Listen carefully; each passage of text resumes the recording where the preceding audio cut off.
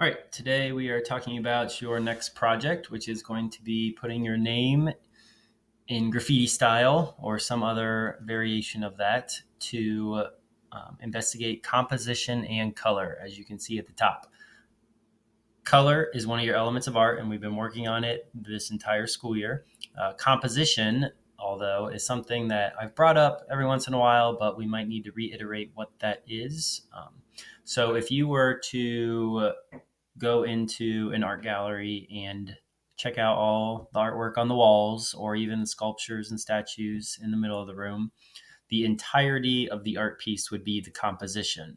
So, edge to edge, corner to corner, what's within the frame, if it is framed, that would be considered the composition of the piece. So, when we are looking at a piece, we're talking about it and saying the composition is successful because, and that once again includes every single thing you see within the frame or the canvas or whatever the artwork might be made out of.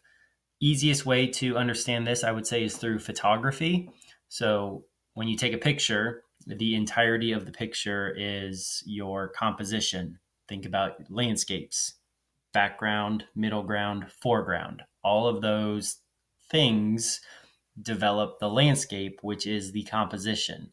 So we have discussed background, middle ground, and foreground quite often with landscapes. And now we are still kind of keeping that mindset with middle ground, background, and foreground, but it's not necessarily going to be a landscape, but it's going to be things kind of maybe that are overlapped and understand how that all relates to the composition we are looking at or the entire piece of art that is supposed to be seen by the viewer. How do certain items' colors work well with one another within a composition? How does the entire composition flow? This is something that is huge for artists. We always want the viewer's eye to flow throughout the entire piece. We never want them to be really stuck on just one thing. So you're going to add your name, and instead of just being honed in on looking at your name, the entire composition should flow because you're going to have design elements as well as objects that all are around the focal point, which would be your name. So even though your focal point is your name, we don't want the viewer to just look at your name. We want them to see the entire composition. How do the objects you select to draw represent who you are as an artist and individual? So you are going to be able to select different ways to write your name. You're going to select different objects and design elements that all represent who you are as a person. Things that will be needed and necessary to be included into our composition or our graffiti name piece are going to include your name, objects, design elements, and thinking about the composition in its entirety. So this is something of what a successful piece would look like for this project. It's got a successful composition. Your eye moves throughout the entire piece. It has the name, it has the images that you select to include and some design elements. So we'll get back to that here shortly. For your name, there must be a minimum of 4 letters with whatever name you select. So if you want to use your first name and it's 4 or more letters, that is perfectly acceptable. If you want to use your last name, your nickname, it could even be your social media account name, your Twitch, TikTok, Instagram, I don't know, whatever your social media account is, as long as it's school appropriate, please. But for me, mine is Scanlan Art for my Instagram, where I post all my artworks. So I could do like the @ symbol, Scanlan Art, if I wanted to really promote my brand. Or you could just do Scanlan Art or whatever yours is. It doesn't have to have the @ symbol in front, but it can if you ever so desire.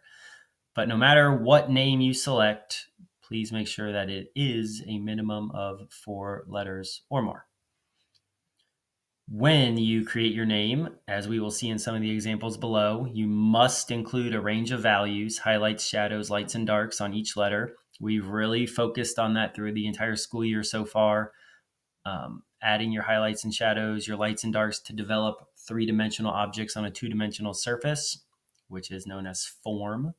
Okay, and the three-dimensional object is form versus a shape, which is a two-dimensional object. We should all know that by now.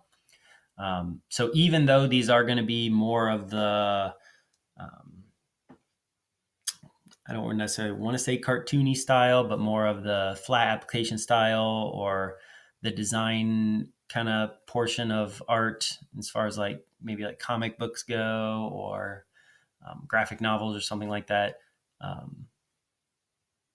They might be flat objects per se, but they will still have a full range of values, which we will see in our examples below. And I will talk about a specific piece as well. Same thing with objects. You see there, it must have a full range of values, highlights, shadows, lights, and darks. Select objects that represent who you are as an artist, individual, and what you represent. This must be a minimum of 5 objects that surround your name. They could also somehow be entwined within your name, which I'll show you an example of below as well. Then you must also include design elements that kind of bring the composition together. So everything isn't just like, oh, here's that, this thing is awkwardly over here. Like, we want to have your eye move around the whole piece without ever like making things feel awkward. So think about design elements that will help fill the space of your work to enhance a successful and interesting composition to look at. Could include, but not limited to, like music notes, stars, different shapes, swirling colors, bubbles, splatters, geometric shapes, bricks, words, and so on. The possibilities are honestly endless. And we will see plenty of examples that have things that bring the entire composition together and help the eye flow throughout the entire piece. Composition. Think about how everything interacts with one another on your paper. You will spend quite a bit of time on this project doing investigative work, making sure the letters are how you want them to look for your name, making sure you are successful in the drawings of your objects that you select, as well as your design elements. All that stuff will be needed to be investigated before we start the final piece. What objects should go where? Does this make sense to be where it is? Does that not make sense? Kind of thinking about the entirety of the composition. What colors work well next to one another? Cool colors versus warm colors. Cool colors being your blues, greens, and purple violets, and warm colors being your yellow, red, and oranges. Think edge to edge of your painting. Okay. Every single piece of this painting is important and needs to be paid attention to for a successful composition for the viewer to look at. The design of your letters and how it represents who you are. So if you are really into weather and science and you're like, I really like lightning bolts, I'm going to turn my letters all into lightning bolts. That's perfectly acceptable.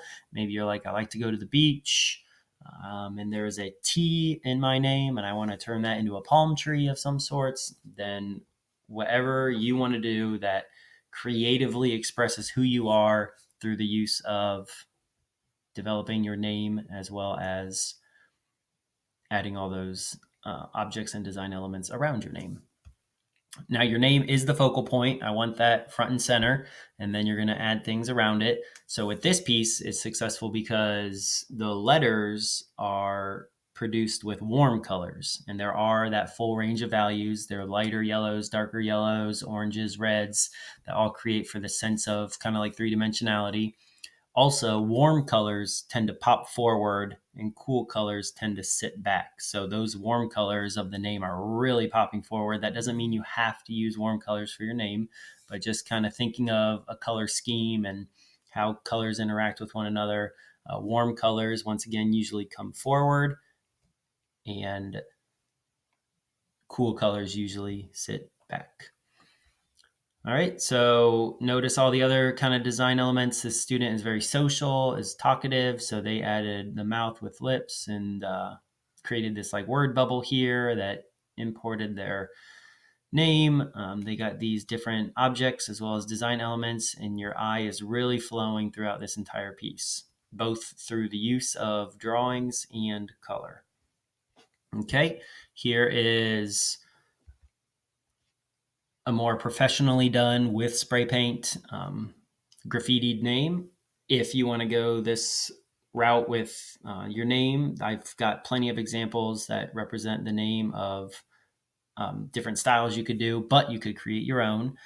They have design elements. I'm getting like a bubblegum kind of feel, but maybe just a pink cloud with all these little design dots around it.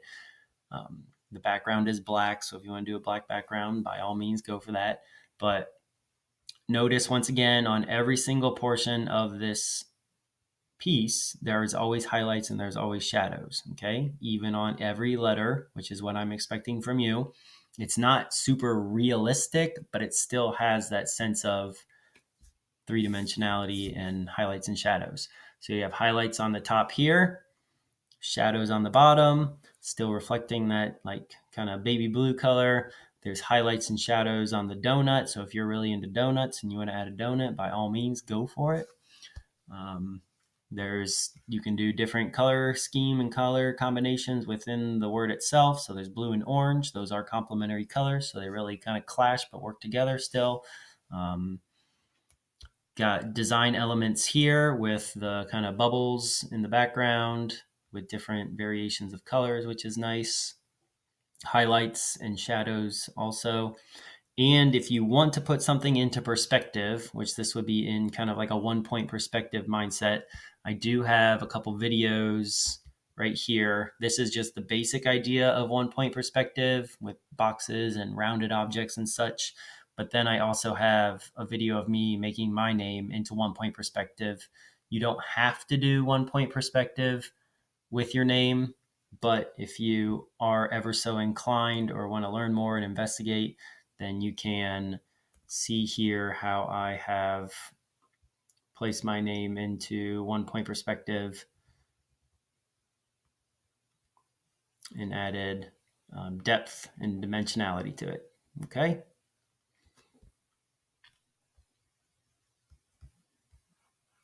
Continuing on, this would be not in 1-point perspective. This is more kind of just a shadowed effect underneath its object, which are the letters. It's got a nice blended out, vibrant blue blending into the black. So watercolor techniques that you've learned as far as blending goes.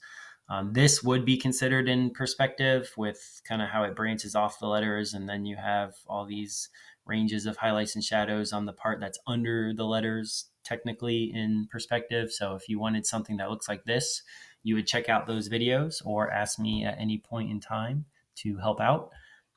Nice blended color from orange, reddish orange to yellow orange to yellow. There's design elements not only around the name, but now they've also added design elements within the name, such as these stars and kind of these bubbles, but also have the highlights and shadows incorporated as well.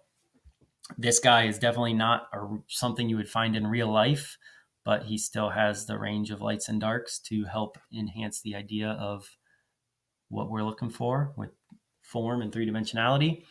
Now, some of these I've added that have a lot of different just styles. If you're like really stuck and you're like, I don't know how to make my name, I've uploaded a bunch of pictures that you will always have as a resource on the curriculum website to understand what kind of style you want to go with. Are you more of like a word art person from Microsoft Word?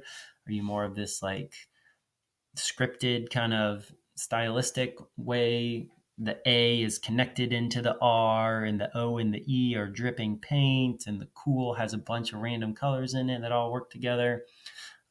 Also, you see the splatter paint here with the other different design elements. So your eyes are really moving around this whole piece, even though it might only be there for understanding different styles of lettering.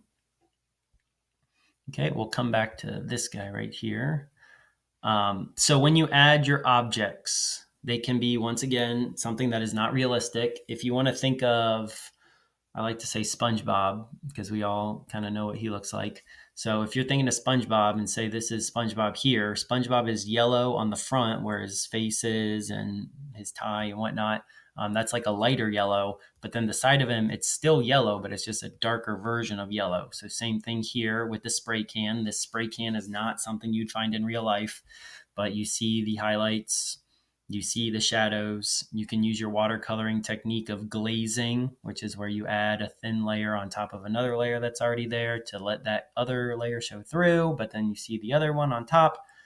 So you could do all red and then paint that, glaze that next color on top to develop the shadow.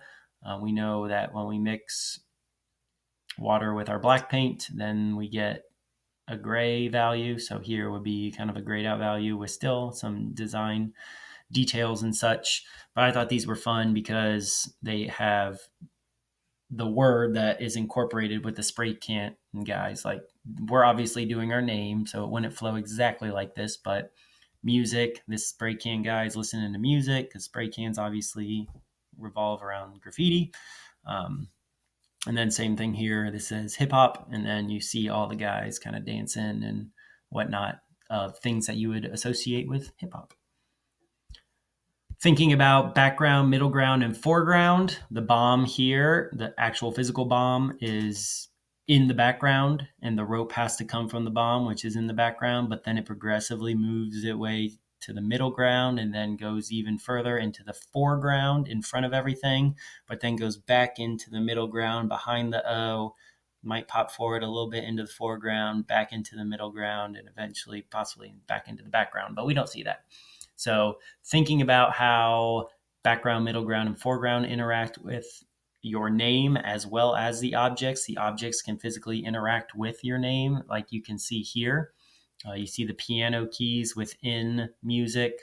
You see the guitar, the piano keys outside of the music, different design elements like a checkerboard, words. You can add and include other words as your design elements, an iPod, a boombox, all that good stuff. So this will be another successful piece. I would want a little bit more color on the outside, but there are plenty of design elements within this one that really fill the space and make your eye move and wander around the whole piece. Okay, even splatter paint, we kind of learned about that with our last project and other watercolor tutorial videos and such. But once again, this has a lot going on, which moves the eye around for successful composition. But the word music, which will be your name, stands out the most and is easily legible to read and understand. Okay, this one was a little fun with the ice cream cone. It's like 3 scoops of ice cream with the ice cream on top with the word. Another successful example of music with things around. Even this trumpet here has darker values and lighter values to develop that 3-dimensionality. The basketball has a little highlight and shadow. So all these things have a full range of value to represent what we're aiming for these projects. Okay, I've added some other just kind of words down here that you can use as reference for when you are writing your word or name or gamer tag or whatever you select. So you can use these kind of as reference. Now, the only thing with your name that we really need to focus on is the idea of line versus shape. Okay, what I mean by that is line is something you can't necessarily fill in. A line is just a line. Shape, on the other hand, is something that we can physically fill in. Now, if you want to start with line and use that as reference, that is perfectly acceptable as long as you're pressing lightly, because you will need to erase all these lines because we don't want to see those. We would only want to see the shape. So this says Mario written out in line. Then the artists use that as reference to then produce their shapes of Marino. And then they kind of intensify the idea of perspective with adding the shadow underneath, which once again, you can gain a concept on that with the video that I have posted on this site. And then finally came in with different colors and highlight elements and shadowed elements and such. Okay. So what I expect from you all today with the remainder of class is to work on your name. Once again, that must be a minimum of 4 letters. It could be your first name, last name, nickname, social media account, whatever that may be, and practice your name in different ways until you finalize exactly what you think you want for the final product, because we want to make sure with all the objects we're adding, with all the styles of words we can select and letters, we want to do a lot of prep work and practice to understand what our name is going to look like, where we want all of our objects to go, where we want the design elements to flow to bring the whole piece together, and then eventually what color selections we're going to pick to create a successful graffiti name and composition. Okay, let me know if you have any questions along the way. And I hope you have fun creating this with both your name and all the design elements and objects that will represent who you are as an individual. Mr. Scanlon. What's up? How you doing? I'm not too shabby. Not too shabby. That's good. Our food painting item. Yes. When is that? When was that due? Google Classroom is a really good resource for that. Let's just say I'm not at my Chromebook right now. Let's just say you have plenty of options to get to your Chromebook and